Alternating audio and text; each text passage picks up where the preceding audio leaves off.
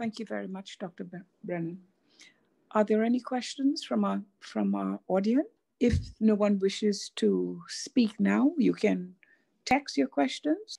I can carry on. I don't see much questions there, but I think it was a very good presentation, and I think that people have it really sunk in. You know, normally when you don't have those questions, sometimes people got the message and was clearly put forth. Can I just add or reiterate something? When we say domestic violence and the church, we're in no way insinuating that every single person in a church, every single leader, or every single church itself perpetrators or guilty. However, I'm not backing down by saying generally religion and church and denominations are guilty by being silent and even harboring or perpetrating a violence. And I just want to emphasize that. If I may I ask a question? Yes. This is Carter Card Stubbs. Thank you, Dr. Brennan. Very insightful presentation. I actually had reason to do research and do an article years and years ago. My church asked me to do that. And I was really surprised at the levels of domestic abuse within the church. And I think it really is, as you said, shored up by what we understand our faith to be, the role of the male and the submission of the wife. Good to hear that definition. I need to take that definition from you about submission. But this is my question. Don't we need a conversation with the heads of the church, especially since many churches are headed by men who are steeped in this thinking? Because, you know, as we could have seminars, we could have conferences, we could have articles, but until the persons who head the church deal with this head on, and I think for some of them it will be a personal challenge, isn't it time that I mean, they have to change first and understand it. So shouldn't we look to be having among the churches this sort of discussion among the heads of the church, private discussion, and then we can get it out? I agree with you 100%, but we always hit a roadblock, Dr. Sandra Dean Patterson, and even myself, I did on my own. I had a seminar with heads of churches and or pastors. 22 showed up. Dr.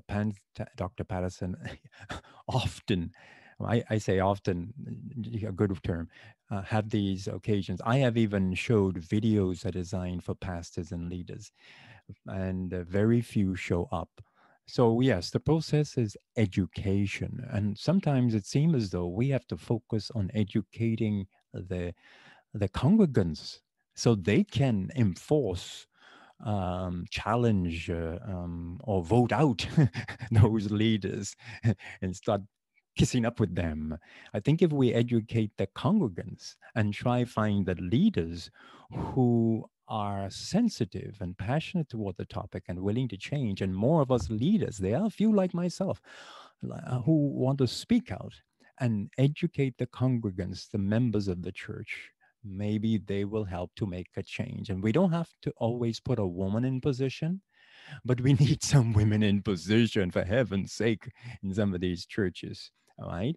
But we don't always have to. We can put a man. But I think we got to start educating the members to empower and kick out, in some instances, some of these abusive leaders. Thank you. Pastor Brennan, there's a question that came up in the group. It says, how can we debunk these teachings of the church on male dominance? Husband is the head of the home. You might have addressed it, but do you want to say anything on that? Yes, and maybe that's a whole long seminar. We have to be first to be willing to re-examine the issue. We have to be willing to listen and re-examine the issue.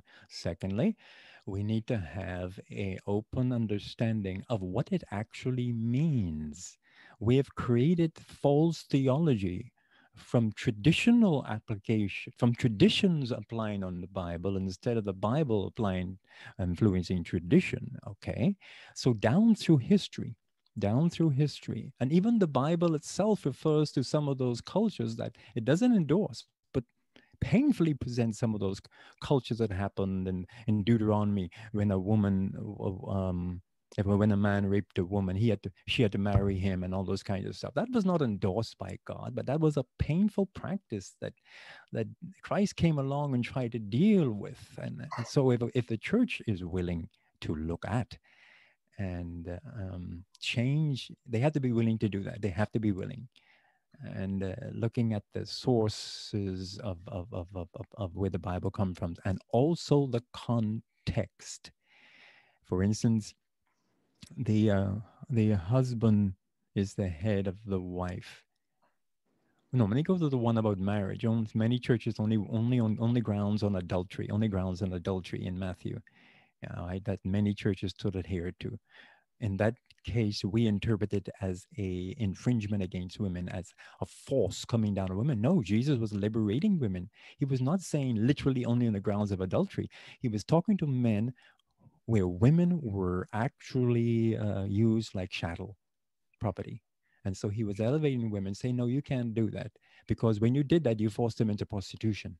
Because women are already subordinate. So the only thing you do is be controlled by their parents as an adult woman, or go into prostitution to support herself. He said, no, don't do that. But anyway, as you can see, it's a passionate thing of mine, and it's a lot.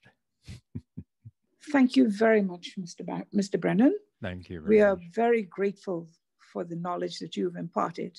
I mean, it seems like a massive battle ahead of us, but I think it is one that we should take on and assist with training and education of not only the pastors, but also of the congregants, as you said. But thank you very much, and we are very grateful for your presentation this morning. Thank you. Thank you very much for having me.